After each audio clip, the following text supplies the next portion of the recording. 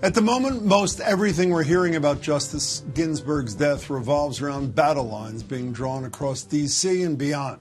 With Donald Trump making it crystal clear he's looking to fill the vacancy as quickly as possible, saying he plans to announce his pick this Friday or Saturday. The president is supposed to fill the seat, right? And that's what we're going to do. We're going to fill the seat. The bottom line is we won the election. We have an obligation to do what's right and act as quickly as possible. I think the final vote should be taken, frankly, before the election. Of course, Democrats see things a little differently, especially since Senate Republicans refused to consider Obama's Supreme Court nominee Merrick Garland back in 2016 after Justice Antonin Scalia died that February. Republican Senators Susan Collins and Lisa Murkowski have also said they think whoever wins on November 3rd should get to nominate the next justice, which is in line with what NPR reports Ginsburg told her granddaughter just before she died, quote, "My most fervent wish is that I will not be replaced until a new president is installed." A report the president is also questioning. I don't know that she said that, or was that written out by Adam Schiff and Schumer and Pelosi? I would be more inclined to the second. Okay, that came out of the wind. It sounds so beautiful. But that sounds like a Schumer deal, or maybe a Pelosi or Shifty Schiff. As crass and insulting as that is, we will leave it there for now. Because with all the infighting, we can't lose sight of the life and incredible legacy of Justice Ruth Bader Ginsburg, an equal rights icon and fierce advocate for women. Ginsburg spent decades leading the charge against gender discrimination at all levels. Her mission first took her to the Supreme Court in the 70s, where she argued 6 landmark cases before the then all-male group of justices, winning 5 of them. In 1980, she became a federal appellate court judge, and a little more than a decade later, Bill Clinton appointed her to the Supreme Court, just the second woman ever in the role. And while she wrote the decision declaring Virginia Military Institute's all-male admission policy in violation of the 14th Amendment's Equal Protection Clause, she is perhaps best known for her brilliant dissents, breaking with the court on a number of high-profile cases, including the one that decided the 2001 presidential election in favor of George W. Bush and the 2013 decision that struck down key components of the Voting Rights Act. In recent years, Ginsburg also became something of a superhero among younger generations, nicknamed the notorious RBG with books, movies, a Saturday Night Live character, and more than a few tattoos in her honor, including this one, which celebrates one of her most famous quotes. People ask me sometimes, when do you think it will be enough? When will there be enough women on the court? And my answer is, when there are 9. I'm joined now by 2 people who just might agree. Former Massachusetts Supreme Judicial Court Chief Justice Margaret Marshall, the first woman ever in that role, and former federal judge Nancy Gertner. Welcome to both of you. Thanks so much for joining me. Could we start, Chief Justice, with you with a memory of Justice Ginsburg, maybe the first one that came to mind when you heard of her passing Friday night?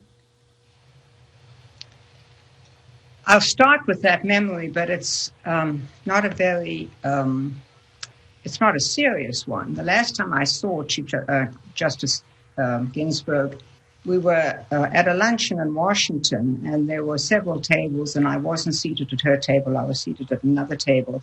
And she sent a message saying, "Please send Margie over to come and talk to me." And so I did. The reason why I hadn't gone over to talk to her before was because she was always surrounded by everybody who wanted to reach out and touch her and talk to her and kneel down, mostly young women, but this was not so many young people. And her security person, a wonderful woman, was having a hard time keeping everybody away, and I walked over to her. And you will remember, of course, that Justice Ginsburg was tiny, like really tiny.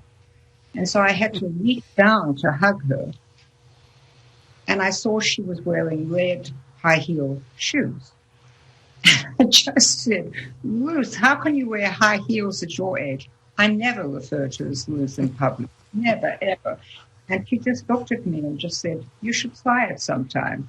And there I was, standard flat black shoes. I mean, she of course, we know about her giblets and her collars and so on and so forth.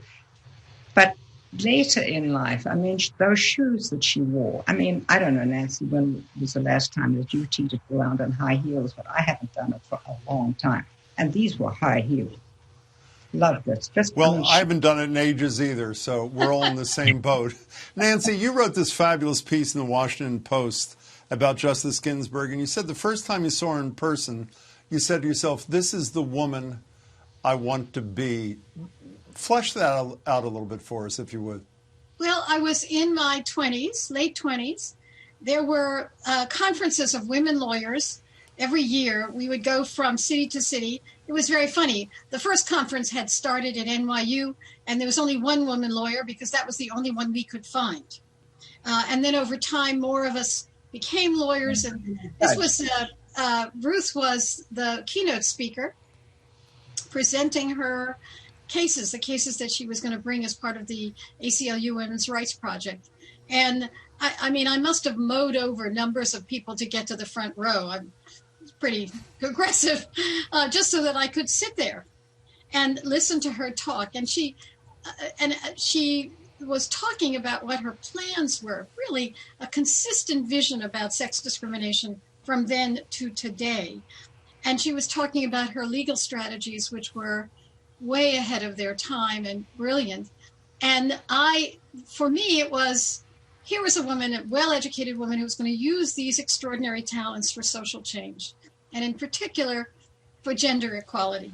And that's what I wanted to do. So yes, I looked at her and I said, I want to be you.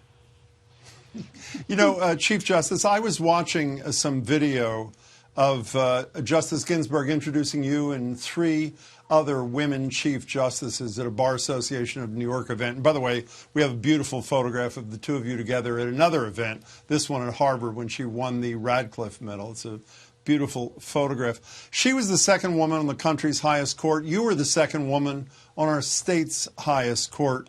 Did her work and career affect your work and career? Oh, absolutely. I mean, how so? Well, because, you know, like Nancy, I went to law school a few years after Nancy because I had to become a citizen to qualify for the bar. But Ruth considerably younger than I am. Ruth Ginsburg in the 70s, there were no courses on women in the law, and yet there were. When I was at the same, Nancy and I both went to Yale Law School. We were desperate to look around to have people teaching. Yale Law School had 2 women faculty members, and the 2nd woman faculty member came in my 2nd year. And so what she was doing, she taught the first course of Rutgers University on women and the law, And so she's been very much part of my growing up and my becoming, as I was with Nancy, so much part of the women's movement. She appealed to me because she wasn't, if I may use the phrase, she wasn't a bra burner, and I'm not a bra burner. I mean, she just used her brain, and she was wonderful like that. Well, you know, staying on that bra burner comment, Judge Gertner, if I can, you may have hinted at this in your Washington Post piece. She would not be, while she was an unrepentant liberal, I think we can say, she would not be what a conservative would disparage as an activist judge. Is that a fair statement? That's exactly right. I mean, for this book that I'm writing, I read everything all the opinions that she wrote, and she was determined not to upend precedent. She was determined to preserve relationships with her colleagues. She did not want to dissent. Things changed towards the end of her time on the bench, but she believed that the court had to speak with a moral authority and that divided opinions undermined that moral authority. She was, as Linda Greenhouse described her, a judicial restraint liberal. She believed that the courts are in dialogue with the legislature. They're in dialogue with the people. She actually opposed Roe v. Wade. didn't. Well, can we talk the about rationale of Roe v. Wade? Yes, yes and no. Can I stop there for a minute? She didn't oppose the finding in Roe v. Wade. She No. believed it was too sweeping. Is that not a fair description, Chief Justice? You know, I think yes and no. I think she didn't like the reasoning, but can I just give you a little bit of history? You said, Jim, Of course you can. that she became best known for her dissents. So when I look at the United States, and when people say to me, what is Justice Ginsburg's contribution to our nation? The way I have always felt about it, long before she, her dissents and what happened with the court afterwards, we have spent over 200 years, almost 250, not quite, years, trying to form a more perfect union. And there have been hundreds of thousands of people who've tried to do that, and they've died. But for me, there have always been 3 moments where there has been a tectonic shift in the United States. The first was on January the 1st, 1865, when Lincoln signed the Emancipation Proclamation.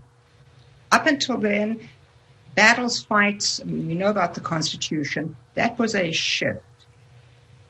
Almost 100 years later, in 1954, the United States Supreme Court in Braude against Board of Education, the case that everybody knows, said separation is a violation of the Equal Protection Clause of the United States Amendment, of the 14th Amendment of the United States Constitution.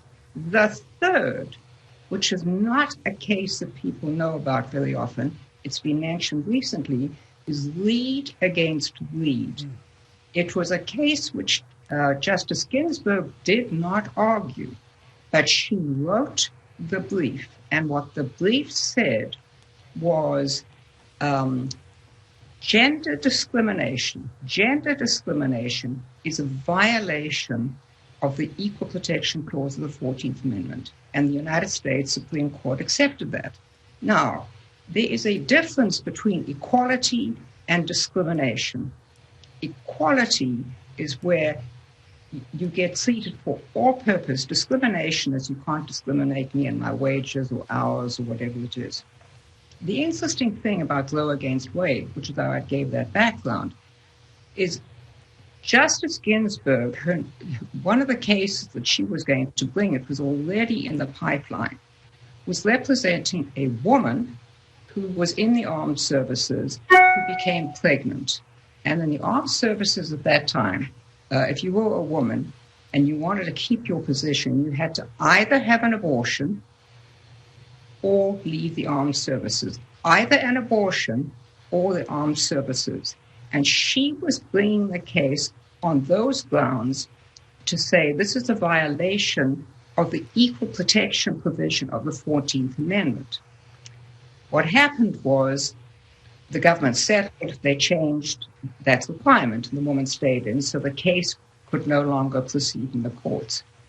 When Roe against Wade was brought, I think what disturbed her was that the decision was not grounded in the Equal Protection Clause. It was grounded in this thing called privacy, which isn't even in our United States. In the Constitution. And so I think for her, part of her disappointment about it, in addition to the fact that she thought that there was a movement forwards and that the states, were going to fall into line. So it was a political judgment. It was a restraint judgment. But if you talk to her, her greatest concern was the jurisprudential basis for this decision. Read again. Nancy, go ahead. I'm sorry, go ahead. If you can remember Brown against Board of Education, you should remember Reed against Reed. And oh, by the way, it's so short, it's fewer than 1,500 words. Go ahead. Judge Gertner, do you agree with that analysis? I mean, in addition, I've read, I think Jill Lepore wrote that Justice Ginsburg, as a private citizen, turned down a request that she represent Roe. Was that what was behind that? Well, I think it was 3 things. I think one was that by the time Roe v. Wade was brought, there was some movement in the states to legalize abortion. And again, pursuant to this notion that the courts are in dialogue with the states, there was at least a chance that the political process will have achieved that. In addition, she believed it was really part of a broader view of sex discrimination. Sex discrimination wasn't, treating women the same as men insofar as they are like men. It was also recognizing that discrimination against women stemmed from pregnancy discrimination, the inability to choose when to bear and beget a child. So she saw Roe v. Wade in the larger context of discrimination law and was hoping for a slow opening up of that argument, giving an opportunity for the states to make the changes that they did, which was her litigation strategy. Starting with you, Judge Gertner, if I can for a second. We all know that, I assume most of us know, a week after the presidential election day happens, I hesitated because obviously election day has already begun in many parts of the country. On November 10th, the Supreme Court will hear the challenge to the Affordable Care Act, and obviously there are huge implications there. I would put that near the top of the list of concerns in a post-Ginsburg world. Briefly, starting with you, Judge Gertner, what issues concern you most in that post-Ginsburg court? Well, the Affordable Care Act is one, but frankly, I'm concerned about the election. If there isn't a replacement on the court, and the court is 4-4, then that would mean that lower court decisions from courts of appeals, much of which have been changed by President Trump, would stand.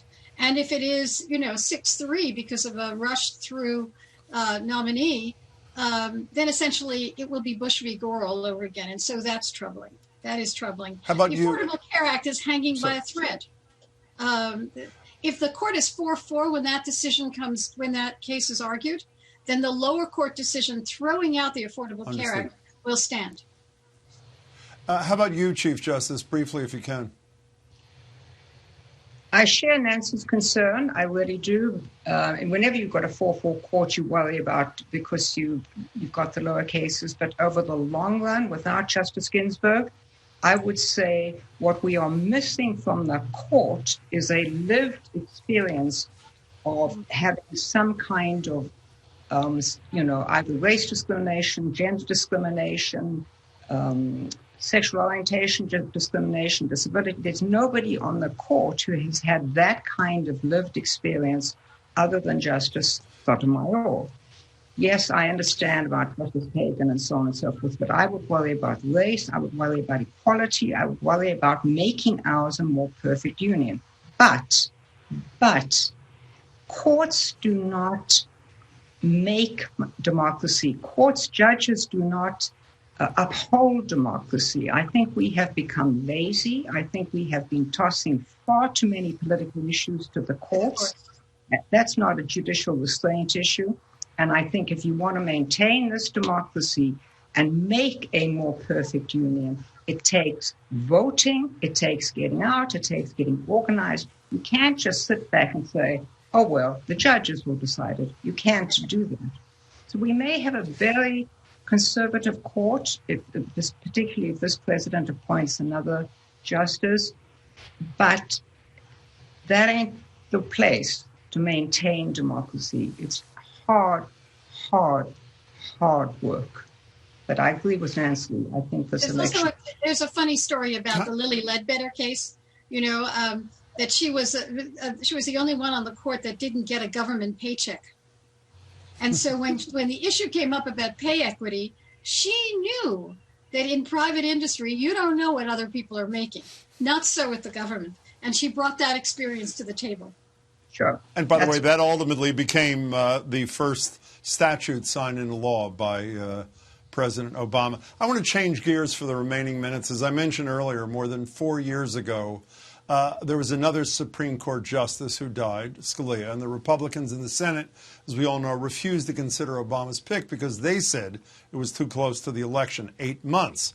But today is not just closer to the election, as some have described it, but in fact the election has already started, as I just mentioned, in several states. But apparently Mitch McConnell and Lindsey Graham, they've had epiphanies. This appointment should be made by the next president. The American people should have a say in the court's direction. I want you to use my words against me. If there's a Republican president in 2016 and a vacancy occurs in the last year of the first term, you can say, Lindsey Graham said, let's let the next president, whoever it might be, make that nomination. So, Judge Gertner, if this was a bench trial, how quickly would you find the two of them guilty of elevating hypocrisy to an art form? How long would it take you? Minute and a half. I mean, it's not just a question of allowing Trump to get this appointment and getting it through. It's also the timing. The notion that a decision of this enormity should take place this quickly is extraordinary. It's so Chief Justice, go ahead. It's just disrespectful. I mean, very, very little shocks me at the moment. I couldn't believe this. I mean, I couldn't believe it. I mean, could we just wait until the weekend is over? This was a Friday night. It was the Jewish New Year. I mean, anyway, I mean, I'm learning. By the way, to be precise, it was only an hour after Justice Ginsburg's death was announced that Mitch McConnell said there will be a vote on the Senate floor. Yesterday, Chuck Schumer, the leader of the Democrats in the Senate, said at a press availability that if the Republicans rush through this nomination and confirmation, everything will be on the table. Chief Justice, one of the things that many argue should be on the table if the court becomes a 6-3, fairly young conservative majority is a statutory change, not a constitutional change, a statutory change expanding the number of the members of the court, assuming Biden is president and the Democrats control the Senate. Is that something, since FDR is not here to give them advice, maybe you can give them advice, is that something you would consider to be wise or necessary? There have to be changes. I mean, the United States is the only court of last resort anywhere it has anything like our democracy that has no limit on the number of years that people serve. So that's a constitutional question. What I would say is that when President Roosevelt attempted his what's become court-packing plan, it never went through. It probably wasn't going to go through. But it certainly got the justices thinking very carefully and changing their jurisprudence. And I think that when you have life tenure, so when the Constitution was written, the average lifespan was 48 years. Right. Now we know it is nothing to be into your 80s. It is not a question of competence. It is a question of institutional renewal. And if you are putting justices on the court who in their late 40s and early 50s, and they're going to stay on the court until their 90s, and so they are completely out of touch with how the American people are thinking. One of the things that Justice Ginsburg was wonderful about was saying the court cannot get too far ahead of where the American people are. That's partly her comment about Roe against Wade, but it's also her comment about other things. The court knows where the people are. And if you get a court which is so ideological and so predictable, I mean, Justice Stevens was nominated by a Republican governor. Chief Justice Boylan was by a Republican governor. We've got ourselves into an absolute mess. And I think whether it's by constitution or by statute, there are going to have to be some very, very serious rethinkings of how our court works. I would certainly not rule out anything. Nothing. I would put everything on the table. Judge Gertner, not only could the Congress, with the assent of the president, change the number of justices on the Supreme Court, they could also change the number of judges in the federal court system, which hasn't been talked about much. Obviously, Trump has bragged a lot about the number of confirmed judges he has nominated. Is that something that should be on the table? Should the Democrats take control if this Supreme Court nomination is rammed through?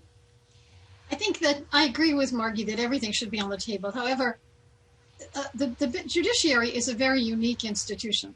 I think the Democrats should think carefully about whether we do to them what they have done to us and the extent to which that undermines the institution, the extent to which it undermines the institution. And I think, so for example, it's not just a question of expanding the court. Are we going to ram through a slate of Democratic judges? Well, there is no such thing as a slate of Democratic judges. We were all over the map in terms of background. It is not true that there are, Obama judges, Clinton judges, and then, Trump judges, and they're all alike in their fealty to their presidents. Bush, Obama, Clinton. There were meaningful differences, but not dramatic differences. But there are Trump judges now. And should we now come up with an orthodoxy to replace those Trump judges or to supplement those Trump judges, we really fundamentally changed the bench. Yeah. Judge Gertner, I only have a minute left. If we can end on an up note, I mentioned that Chief Justice was introduced at a New York City Bar Association meeting by Justice Ginsburg. You were, too, at a different meeting when you gave the Ginsburg lecture. And you end your op-ed in the Washington Post mentioning after you gave the Ginsburg lecture, having been introduced by Justice Ginsburg, she sent you a gift and a note. Before we leave, could you tell me briefly what the gift was and what the note said? The gift was classic. The gift was an inscribed version of her husband Marty Ginsburg's favorite recipes. That was one thing. He was a great cook, yeah. And there was a note inside that said, I hope you publish your remarks. And in particular, I want you to tell the story about Sadie, your mother. And what was that story? After I graduated Yale Law School, my mother wanted me to take the Triborough Bridge toll takers test, just in case. As I said in my confirmation hearing, after she said that, I talked to her while in heaven, and I said to her, Ma, I'm going to accept this job at last, a government job. Wasn't that one, but it was another one. Judge Gertner, Chief Justice Marshall, it's great to see you both. Thanks for sharing your time and your thoughts. I really appreciate it. Thank you. Thank you both.